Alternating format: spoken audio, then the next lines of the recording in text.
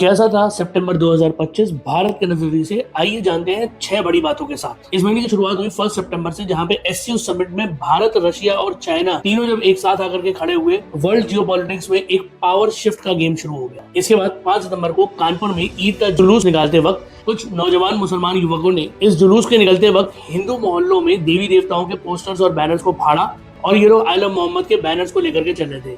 इसके बाद भी वो प्रोसेशन आराम से शांतिपूर्ण तरीके से निकल गया। हालांकि 10 सितंबर को जब पुलिस ने इसमें कार्रवाई करी तो ये र्यूमर्स फैलाए गए कि आई लव मोहम्मद की वजह से प्रॉब्लम हुई थी, जबकि ऐसा नहीं था। और 26 सितंबर को बरेली में इसी प्रोटेस्ट ने एक बड़ा रूप ले लिया, जिसको प्रशासन ने काफी अच्छे तरीके से टैकल करते हुए मौलाना तौकीर रजा खान को अरेस्ट कर लिया है और जल्दी उनसे रिलेटेड जितनी भी प्रॉपर्टीज है उनको बेच करके बरेली में हुई हिंसा से जो सरकारी नुकसान हुआ है उसको उसी से रिकवर किया जाएगा। 8 सितंबर को सबने देखा कि नेपाल किस प्रकार से जल रहा था। जेन जी के प्रोटेस्ट ने पूरे नेपाल को हिला करके रख दिया। योर टर्न भारत का ये मत है कि ये प्रोटेस्ट का कोई तरीका नहीं है। जेन जी हो या कोई भी हो, आपने नेताओं को सड़क पे निकाल करके मारा, लात जूतों से मारा। ये प्रोटेस्ट का कोई तरीका नहीं था। अगर जेन जी इकट्ठी हो जाती और सरकार के खिलाफ वहां बैठ जाती तो भी वो अपने आप में सत्ता बदल सकते थे। हालांकि अब स्थिति नेपाल में नॉर्मल है और उनके नए प्रधानमंत्री ने अब जिम्मा ले लिया है। इसके बाद आते हैं 10 सितंबर को लद्दाख का प्रोटेस्ट, जो 2019 से ही एक मांग चल रही थी कि इसको एक राज्य का दर्जा दे दिया जाए, जबकि 2019 में जम्मू कश्मीर में आर्टिकल 370 हटने के बाद से जम्मू कश्मीर को एक अलग राज्य का दर्जा मिल गया था और लद्दाख को एक यूनियन टेरिटरी का दर्जा मिल गया था। उसके बाद से ही सरकार लद्दाख के डेवलपमेंट पर काम कर रही है।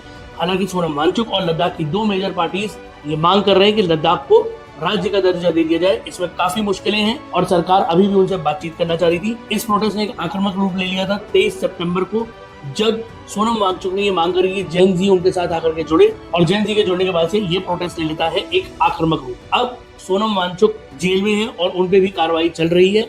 इस मुद्दे पे सरकार ने अपनी नजर बनाई हुई है और लद्दाख के डेवलपमेंट के लिए काम जारी है। इसके बाद सरकार ने जो जीएसटी के बेनिफिट्स अनाउंस किए थे वो 22 सितंबर को इम्प्लीमेंट हो गए, जिसकी वजह से गाड़ियों की सेल ने इस बार रिकॉर्ड तोड़ दिया हर चीज के। और आने वाले समय में हम देखने वाले हैं काफी सारी चीजें अब पहले से सस्ती हो जाएंगी, क्योंकि जीएसटी के बेनिफिट्स अब सब पे लागू होने स्टार्ट हो गए। इसके बाद 28 सितंबर को एक खुशखबरी जो हमारे सामने आई वो ये थी कि भारत ने 9वीं बार एशिया कप फिर से अपने नाम किया। फाइनल में उन्होंने पाकिस्तान को हराया। हालांकि इस एशिया कप में पाकिस्तान को उन्होंने 3 बार हराया था, लेकिन फाइनल की जो मुख्य बातें रही वो थी मोहसिन नकवी, जो कि एशिया क्रिकेट काउंसिल के चेयरमैन थे, उनके हाथ से ट्रॉफी लेने के लिए भारतीय कप्तान सूर्य कुमार यादव ने और प्लेयर्स ने अपने मेडल लेने से मना कर दिया, जिसके बाद ये हाई इंटेंसिटी ड्रामा में कन्वर्ट हो गया। और अब इस मैटर में बीसीसीआई की कंप्लेंट रेज करने के बाद से आईसीसी भी इस मैटर को कंसिडर कर रहा है और हो सकता है जल्दी कोई कार्रवाई की जाए। आप देख रहे थे योर टर्न भारत, क्योंकि अब भारत की बारी है।